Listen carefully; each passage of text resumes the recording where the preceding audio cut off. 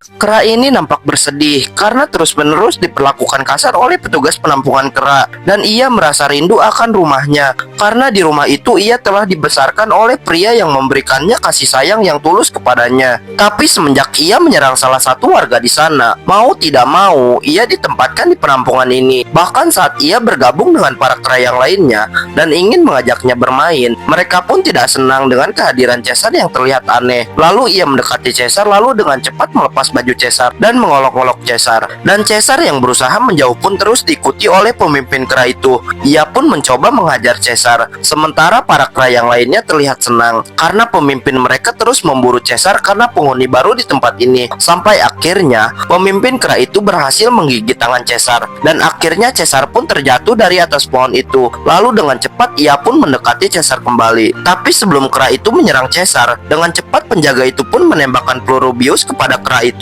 Seketika kera itu pun terjatuh. Begitupun dengan Caesar yang menganggap mengacaukan kawanan mereka. Beberapa hari kemudian pria itu pun datang menemui Caesar, dan Caesar melihat pria itu pun langsung senang. Tapi pria itu terkejut karena melihat tubuh Caesar yang terdapat banyak luka. Penjaga itu pun mengatakan hal itu biasa bagi binatang yang ada di tempat ini, dan si Franklin pun yang mendengar hal itu pun kesal dan langsung mendekati petugas itu dan dengan cepat mendorongnya. Tapi kepala petugas itu datang dan langsung melerai mereka. Lalu Franklin pun mengatakan akan membawa Caesar pergi dari tempat itu sekarang. Lalu kepala petugas itu dengan cepat mengambil kunci itu dan mengatakan dia harus punya izin kembali. Setelah itu Franklin pun mendekati Caesar, dan Caesar mengadu kepadanya bahwa ia diperlakukan kasar di sini dan ia ingin kembali pulang. Tapi Franklin yang mendengar itu pun berusaha menenangkan Caesar. Sekarang ia tak bisa berbuat apa-apa. Setelah itu ia pun pergi meninggalkan Caesar yang terlihat bersedih karena si pria itu tidak bisa membawanya. Setelah itu ia mulai menghapus gambar jendela rumahnya. Bahkan ia tak ingin mengingatnya kembali, dan ia merasa bahwa sekarang ini ia harus terbiasa dengan apa yang terjadi di tempat ini dan hidup bersama para tahanan kera yang lain. Dan mereka tak tahu kalau sebenarnya kecerdasan Caesar berada di atas rata-rata di antara kera yang lainnya.